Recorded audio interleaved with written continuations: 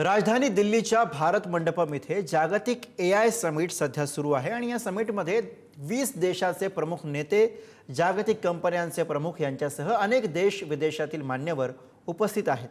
मात्र जगाची दिशा ठरवणाऱ्या या AI इम्पॅक्ट समिटमध्ये झालेल्या गैरसोयीमुळे सरकारवर टीका होते। बघूयात। राजधानी दिल्लीत 16 ते 20 फेब्रुवारी दरम्यान जगाला दिशा दाखवणाऱ्या AI इम्पॅक्ट समिटला सुरुवात झाली आहे। पंतप्रधान नरेंद्र मोदी यांच्या हस्ते या समिटचं उद्घाटन झालं। मात्र उपस्थितांना योग्य सूचना न दिल्यानं अनेक लोकांना मोठ्या त्रासाला सामोरं जावं लागलं। याबाबत काँग्रेसनं सरकारवर टीका केली आहे। काँग्रेस पक्षानं त्यांच्या एक्सच्या अधिकृत पेजवरून पोस्ट केली आहे। दिल्लीच्या AI समिटमधील परिस्थिती भयानक असल्याचं म्हटलंय। पंतप्रधान नरेंद्र मोदी यांच्या येण्यासाठी मुख्य हॉल रिकामा केला होता। यावेळी सशुल्क स्टॉलमधून लोकांना बाहेर काढलं। सुरक्षेतील त्रुटींमुळे अनेक उत्पादनं चोरीला गेली। शिखर परिषदेच्या ठिकाणी इंटरनेट बिघाडामुळे डेमो दाखवता आले नाही।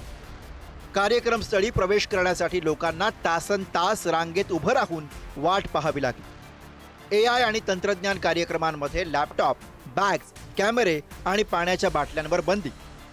समिटच्या ठिकाणी पेमेंट पद्धत फक्त रोख होती, त्यामुळे अनेक लोक उपाशी।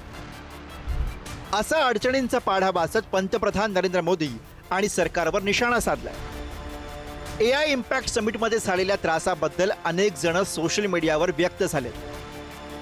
धनंजय यादव यांनी या संदर्भात प्रशासन आणि सुरक्षा यंत्रणा यांच्यातल्या असमन्वयामुळे कशा पद्धतीनं त्यांना त्रास झाला हे सोशल मीडियाच्या माध्यमातून मांडलंय। विशेष म्हणजे एवढी मोठी सुरक्षा व्यवस्था असताना सुद्धा त्यांच्या दररोजच्या वापराच्या वस्तू चोरीला गेल्याचा दावा सोशल मीडियातनं करण्यात येतोय।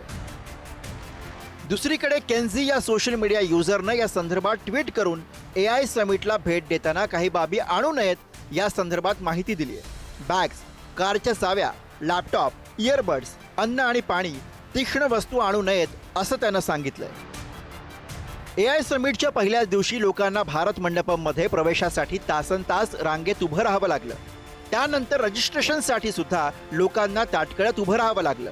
या सगळ्या गैरसोयींसंदर्भात आता सरकारच्या वतीनं केंद्रीय मंत्री अश्विनी वैष्णव यांनी माफी मागितली।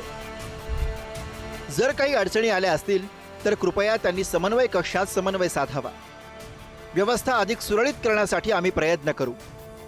काल कोणाला काही अडचणी आल्या असतील तर मी माफी मागतो। संपूर्ण टीम ही AI समिट आयोजित करण्यासाठी दिवस रात्र काम करते। तुमच्यासाठी आनंददायी आणि सुरळीत अनुभव निश्चित करण्यासाठी आम्ही सर्वतोपरी प्रयत्न करू। यामुळे लोकांचं जीवन सुकर आणि उंचवण्यास मदत होईल यात शंका नाही। भारत सरकारनं हा चांगला उद्देश समोर ठेवून राजधानी दिल्लीमध्ये AIचं जागतिक समिट भरवलं। मात्र यामध्ये राहिलेल्या नियोजनाच्या अभावामुळे लोकांना त्रासाला सामोरं जावं लागलं।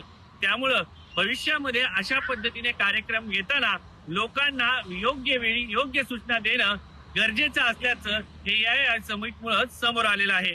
व्हिडिओ जर्नलिस्ट अनिल कपूरसह शिवाजी काळे, पुढारी न्यूज, दिल्ली।